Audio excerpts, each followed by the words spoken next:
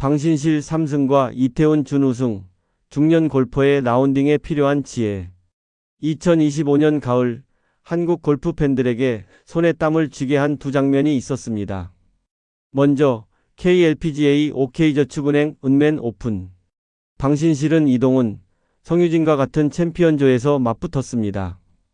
전반에는 이동훈이 선두로 치고 나갔습니다. 하지만 후반 13번 홀에서 상황은 바뀝니다. 방신실이 버디를 기록하는 순간 이동훈은 보기로 무너졌습니다. 그리고 17번 홀, 방신실의 티샷은 핀 1m 옆에 멈춰 섰습니다. 이 버디는 사실상 승부를 결정짓는 한 방이었습니다. 마지막 18번 홀에서도 1.6m 버디를 성공시키며 시즌 세 번째 우승을 확정지었습니다. 끝까지 집중하는 자가 웃는다는 교훈을 남겼습니다. 다음은 신안동의 오픈. 이태훈은 일본의 히가 카즈키와 마지막까지 우승을 두고 치열하게 경쟁했습니다. 18번 홀까지 1타 차. 그러나 이태훈의 티샷이 우측으로 밀리며 기회는 사라졌습니다. 결국 158cm의 단신 히가가 297야드 장타와 정교한 샷으로 우승을 차지했습니다. 체격의 한계를 뛰어넘은 집념의 승리였고 이태훈의 도전은 애석하게 막을 내렸습니다. 이 두 장면은 중년 골퍼들에게 귀한 메시지를 던집니다. 오늘 막 끝난 두 가지 이야기를 하고자 합니다. KLPGA 방신실의 시즌 3승과 신안동의 오픈 마지막 홀까지 이어진 이태훈의 집념을 중년 골퍼의 곧 나갈 라운딩에 바로 써먹을 수 있는 교훈으로 정리해 드리겠습니다. 먼저 결정적 한 방은 준비된 습관에서 나온다는 점을 방신실의 시즌 3승 스토리로 확인이 가능합니다. 대명은 OK저축은행 은맨 오픈 포천 아도니스 CC 파 72에서 최종 1회도 67타 5언더로서 합계 201타 마이너스 15점으로 우승한 방신실 선수. 아쉬운 준우승 이동훈 202타 마이너스 14, 3위 성유진 204타 마이너스 12. 마지막 조에서 셋이 끝까지 맞붙은 명승부였습니다. 특히 17번 파3 티샷을 핀 1m 안쪽에 붙여 사실상 우승 퍼트를 만든 방신실 프로의 장면이 백미였지요. 18번 홀에서도 1.6m 버디로 마침표 우승 퍼트였고요. 중년 골퍼 여러분, 곧 나갈 라운딩에 바로 쓰는 포인트를 살펴보겠습니다. 우선 파3와 막판 홀 A 플랜을 미리 적어두기입니다. 방신실은 17번 파3에서 핀보다 안전한 면 패사이드로 볼을 떨어뜨릴 각도를 만들고 남은 퍼트를 확실히 준비해왔기에 흔들리지 않았습니다. 라운딩 코스의 파3 전장과 바람, 그리고 탈출 지점을 스코어 카드 여백에 미리 메모해 두세요. 즉 핀 공략보다 그린 안착 우선이라는 점입니다. 그리고 1m, 2m 우승 거리 퍼트 연습 30개를 강조해 봅니다. 방신실이 끝낸 거리 그대로 연습하세요. 1.0m, 1.5m, 2.0m 각각 10개씩 총 30개를 프리샷 루틴 하시고 스트로크 후 피드백으로 동일하게. 연속 성공보다 루틴의 복제가 목표입니다. 왜냐하면 실전에서는 루틴이 스코어를 만듭니다. 세 번째로 드라이버는 85% 파워로 스윙하십시오. 장타자도 마지막까지는 스윙을 키우지 않습니다.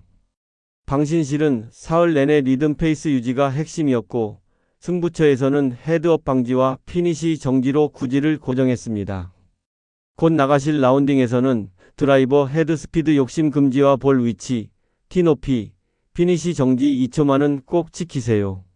점수 차이를 줄이며 17번 홀까지 1위 자리에 프로를 압박해 나갔던 이태훈 선수의 18번 홀에서의 티샷 실수를 보면서 너무 아쉬워서 끝까지 포기하지 않되 마지막 티샷은 과감함보다 정확성이 중요함을 금년 신안동의 오픈의 교훈을 나누고자 합니다. 대회는 제41회 신안동의 오픈 코스는 잭 니클라우스 GC 코리아였지요. 히가 가즈키라는 일본 선수가 18언더로 우승. 이태훈은 1타 차 준우승. 18번 홀 티샷이 우측 워터 해저드로 밀리며 추격이 멈춘 장면이 결정적이었습니다. 히가는 신장 158cm지만 폭발적인 샷 메이킹과 스코어 메이킹으로 정상을 차지. 체격이 곧 거리라는 편견을 깬 하루였죠.